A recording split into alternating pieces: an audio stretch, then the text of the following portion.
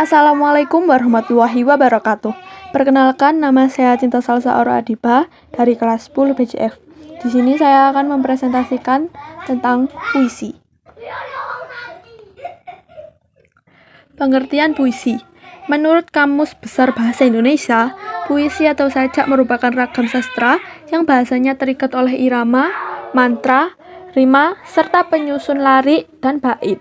Biasanya, puisi berisi ungkapan penulis mengenai emosi, pengalaman, maupun kesan yang kemudian dituliskan dengan bahasa yang baik sehingga dapat berirama dan enak untuk dibaca. Beberapa ahli dalam bidang sastra telah menjelaskan pengertian puisi. Salah satunya adalah H.B. Jahsin. Menurut beliau, puisi adalah suatu karya sastra yang diucapkan dengan perasaan dan memiliki gagasan atau pikiran serta tanggapan terhadap suatu hal atau kejadian tertentu. Jenis-jenis puisi. Puisi lama, yaitu mantra merupakan jenis puisi yang diciptakan dalam kepercayaan animis, biasanya dibacakan dalam acara ritual kebudayaan, serta menggunakan kata yang dapat menimbulkan efek bunyi magis. Puisi modern. Jenis puisi modern yaitu puisi naratif, merupakan puisi yang digunakan untuk menyampaikan suatu cerita. Dibedakan menjadi 3, yaitu epik, romansa, dan balada. Jenis kedua, puisi modern adalah puisi lirik yang digunakan untuk mengungkapkan gagasan penyair. Jenis terakhir puisi modern adalah puisi deskriptif, yaitu puisi yang mengemukakan pendapat serta kesan penyair. Ciri-ciri puisi. 1. Penggunaan diksi umumnya memiliki unsur yang indah dan berupa diksi kiasan. 2. Penggunaan diksi lebih memperhatikan rima serta persajakan agar menghasilkan bunyi yang indah. 3. Dalam penulisannya menggunakan bait-bait yang dimana di dalamnya terdiri dari beberapa baris. 4. Pengungkapan alur, tokoh, dan sebagainya tidak begitu diperlihatkan. 5. Penggunaan diksi majas cukup banyak. Unsur batin puisi. Yang pertama, rasa. Struktur rasa. Struktur rasa ini dapat diartikan sebagai sentuhan rasa yang berasal dari penulis puisi. Biasanya, penulis puisi atau penyair akan menulis sebuah puisi karena latar belakang serta keresahan dari penulis itu sendiri. Akan tetapi, ada juga penulis puisi yang menulis puisi berdasarkan permasalahan yang sedang terjadi. Yang kedua, tema. Tema pada puisi ini biasanya akan menentukan hasil dari puisi itu sendiri.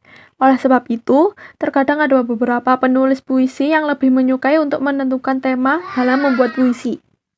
Yang ketiga, amanat.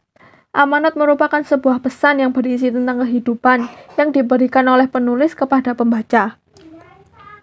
Amanat ini ada yang dapat dijelaskan secara langsung dan ada juga yang dijelaskan dengan menggunakan makna-makna tersirat. Yang keempat, nada.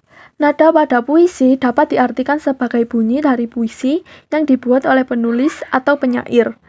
Nada yang digunakan bisa nada tinggi, nada rendah, dan lain-lain. Unsur fisik puisi. 1. Gaya bahasa. Puisi yang sering kita baca ini biasanya akan ada berbagai macam gaya bahasa dalam satu buah puisi. Dengan adanya gaya bahasa, maka akan memunculkan makna konotasi sehingga membuat pembaca puisi tersentuh perasaannya. 2. Diksi.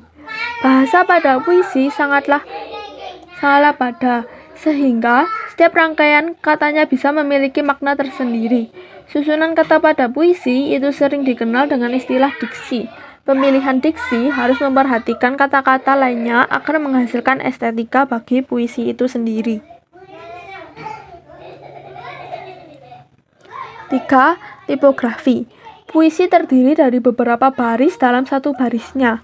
Kemudian, pada bagian akhirnya terkadang diberi tanda baca yang berbeda-beda. Tanda baca ini akan menentukan suasana yang ada di dalam puisi. 4. Rima. Rima pada puisi ini biasanya terletak pada bagian akhir baris puisi.